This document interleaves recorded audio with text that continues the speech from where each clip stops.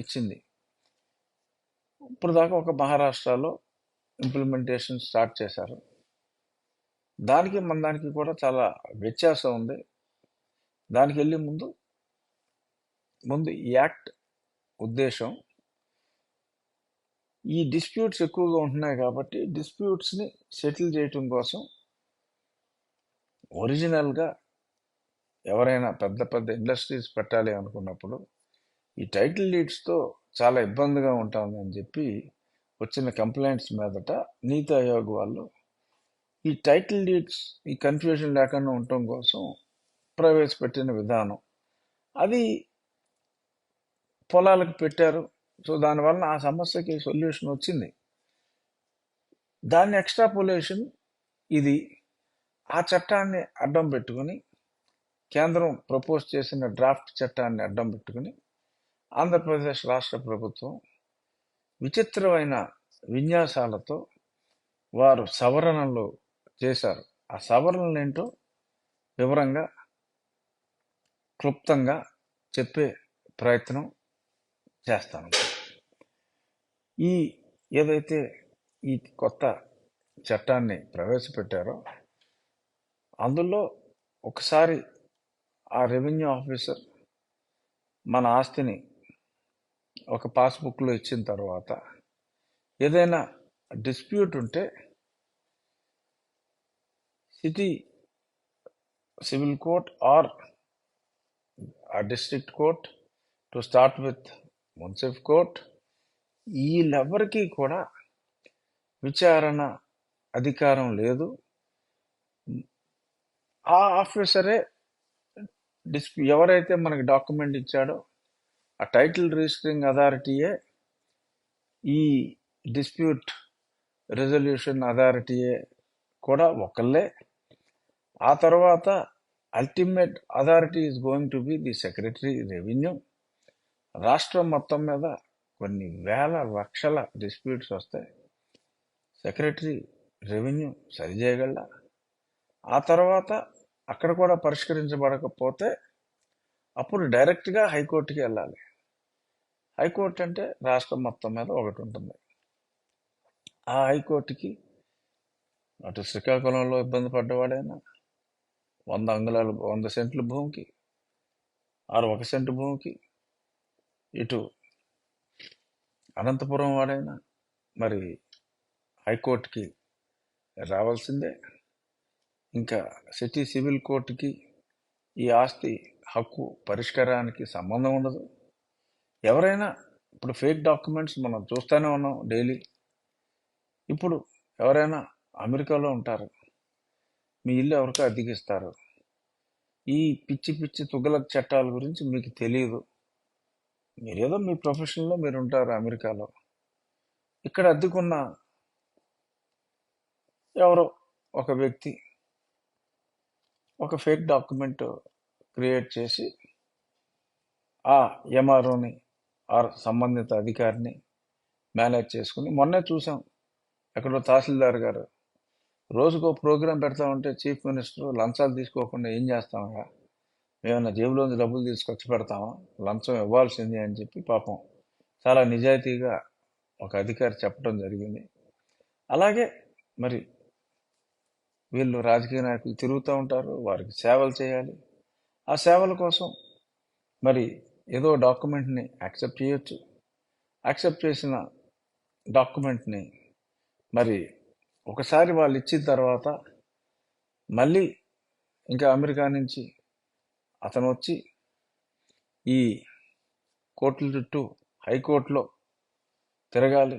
మరి ఒకేసారి హైకోర్టులో కొన్ని వేల కేసులు పేర్కొంటే ఇప్పటికే హైకోర్టు చాలా ఓవర్ బర్డెన్ అయిపోయింది. మరి పేర్కొంటే వీటికి పరిష్కారం దొరుకుతుందా? మనకున్న జడ్జీలు సరిపోతారా? అంటే ఇన్ని వందల మున్సిఫ్ ఇన్ని డిస్ట్రిక్ట్ కోర్టుల బర్డెన్ అంతా కేవలం ఒక్క హైకోర్టు మీద పడితే తట్టుకోగలరా? అసలు హైకోర్టు లాయర్ల ఫీజులు మరి ఈ సాధారణ పౌరులు తట్టుకోగలరా? ఇప్పుడు ఎన్నో చోట్ల మనకి రిజిస్టర్ వీలునామా బేసిస్లో మన ఆస్తి పంపకం జరుగుతుంది. కొన్ని రిజిస్టర్డ్ వీలునామాలు ఉంటాయి, కొన్ని అన్రిజిస్టర్డ్ వీలునామాలు ఉంటాయి. ఒక అండర్స్టాండింగ్ ప్రకారం ఎవరింట్లో అది ఉంటాం. ఇప్పుడు మనకి ఒక ఇల్లు ఉందంటే ఆ భూమి కొనుక్కుని మనం ఇల్లు కట్టుకుంటే ఆ భూమి కొనుక్కున్న టైటిల్ ఉంటుంది, మనం అందులో ఇల్లు కట్టుకున్న ప్లాన్ ఉంటుంది, అంతే. ఇప్పుడు పలానా రఘురామకృష్ణరాజుకి పలానా ఇల్లు ఉందని చెప్పి చిక్కటి చిరునవ్వుతో ఉన్న ముఖ్యమంత్రి ముఖ చిత్రంతో మీ ఫోటో ఉండదు, అందులో ఓనర్ ఫోటో ఉండదు. సర్వాంతర్యామి, గ్రీకు నాగరికత, ఈజిప్షియన్ నాగరికత తరహాలో మరి ప్రభువే పాలించేవాడే ప్రభు మాదిరిగా మరి రేపు 3 నెలల తర్వాత కనుమరుగైపోయే జగన్మోహన్ రెడ్డి ముఖ చిత్రాన్నే మనం మన డాక్యుమెంట్గా ఉంచుకోవాలా? రేపు కొత్త ముఖ్యమంత్రి గారు వచ్చిన తర్వాత మరి మారుస్తారా ఈ ముఖ చిత్రాలని? కొత్త పుస్తకం మళ్ళీ ప్రభుత్వ ఖర్చుతో ఇస్తారా? ఇవన్నీ పెద్ద $1 బిలియన్ క్వశ్చన్స్ ఇవి. ఎందుకంటే హక్కే లేదు. ఒక ముఖ్యమంత్రి 5 ఏళ్ళు ఉండిపోయే ముఖ్యమంత్రి మనం శాశ్వతంగా ఉండే మన డాక్యుమెంట్ల మీద మనం ఏహ్యభావం ప్రకటించే, మనకే చాలా చిరాకు అనిపించే, ఇప్పుడు నన్ను తీసుకెళ్ళి కొట్టించాడండి, చూసి ఆనందించాడండి, నా డాక్యుమెంట్ మీద అతని ఫోటో నేను ఎందుకు ఇస్తాను? చింపేస్తాను ఫ్రంట్ పేజ్. లేకపోతే మళ్ళీ కొత్త గవర్నమెంట్ ఇంకోటి అప్లై చేసుకుంటా. ఎవడో అలా నాలాగే అందరూ ఇప్పుడు రేపు ఓడిపోతాడు అంటే 30% మంది ఓట్లు వేశారు, 70% మంది ఓట్లు వేయలేదంటే అతను అసహించుకున్నట్టే కదా, తిరస్కరించినట్టే కదా.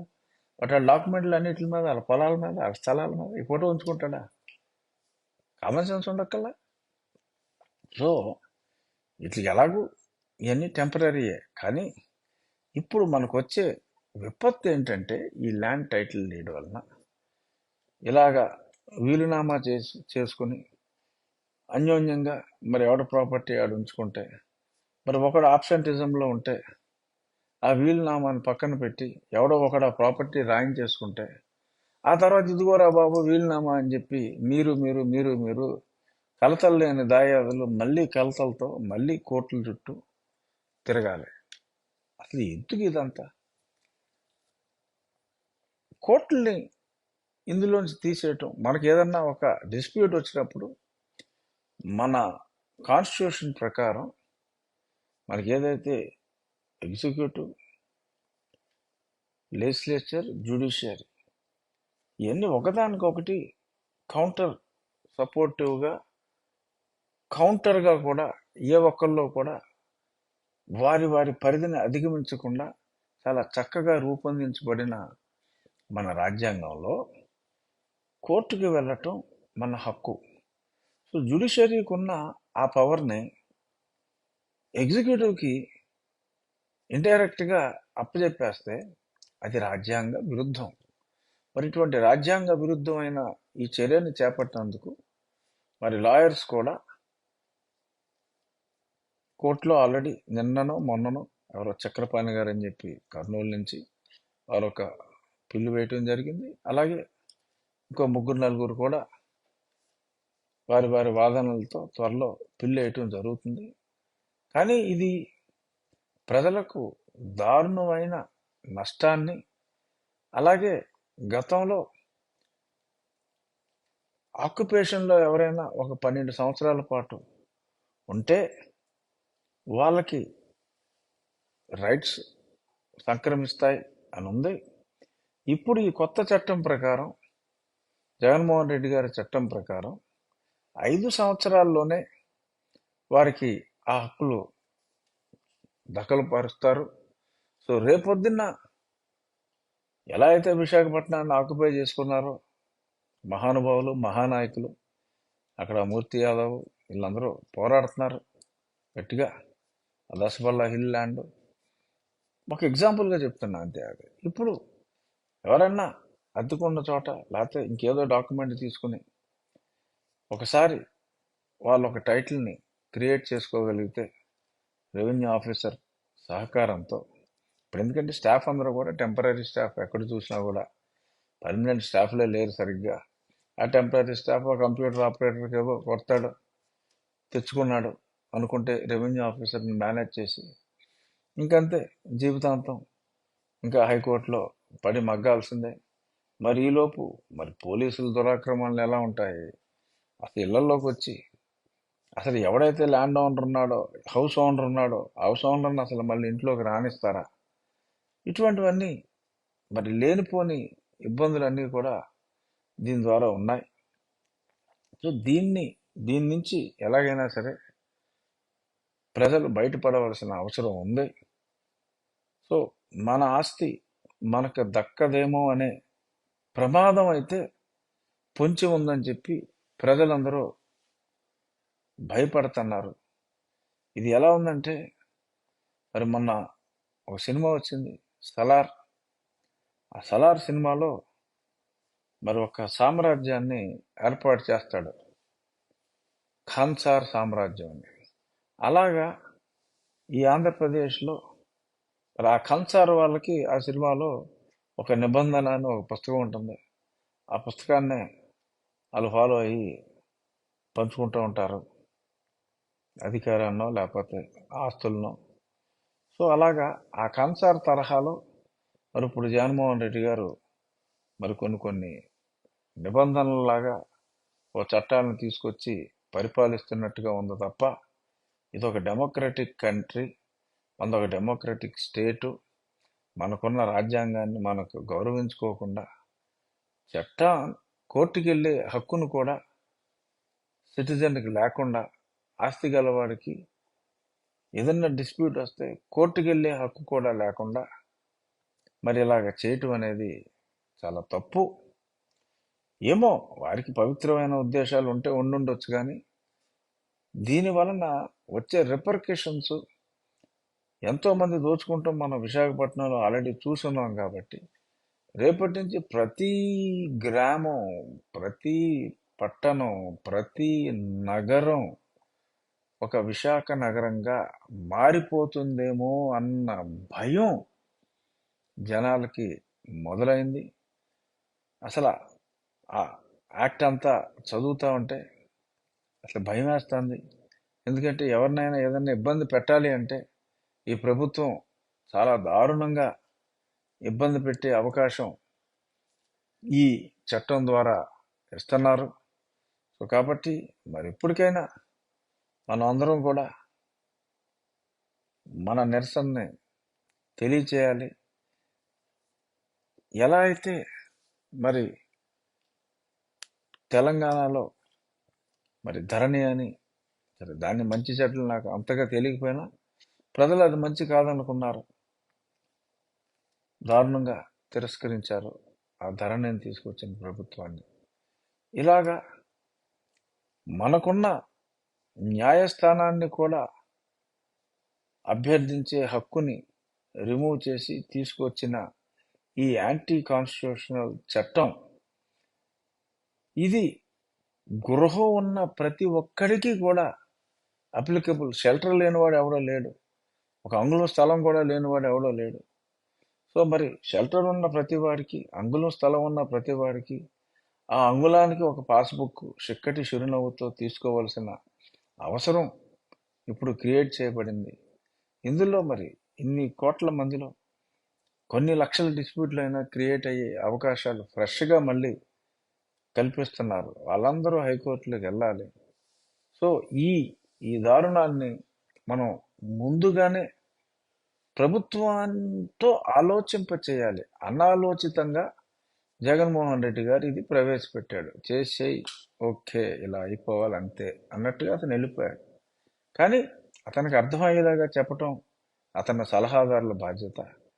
సలహాదారులకి ప్రజల్లో దీనివలన ఇంత కోపోద్రిక్తంగా ఉన్నారు. పైగా ఎలక్షన్లో ఆల్రెడీ మనల్ని లేపేసేలా ఉన్నారు. ఇటువంటి పిచ్చి పనులు చేస్తే పుట్టగతులు కూడా ఉండవు, డిపాజిట్స్ కూడా ఉండవు అని వాళ్ళకి అర్థం అయ్యేలాగా తెలియజేయవలసిన. ఎందుకు డిపాజిట్లు లేకుండా ఉండాలి అంటే నా ఉద్దేశం ఏంటంటే వారికి తెలియాలి, వాళ్ళు చేస్తున్న తప్పు వలన ప్రజల్లో ఎంత ఆగ్రహం ఉందనేది వాళ్ళకి తెలియాలి. లేదు, ఓకే, ఎలాగో ఈ ప్రభుత్వం పోతుంది, ఎవడు కూడా ఏ మండల ఆఫీస్కి వెళ్ళవలసిన అవసరం లేదు, వారి ఆస్తి బుక్ కోసం 3 నెలలు ఆగటం, 3 నెలల తర్వాత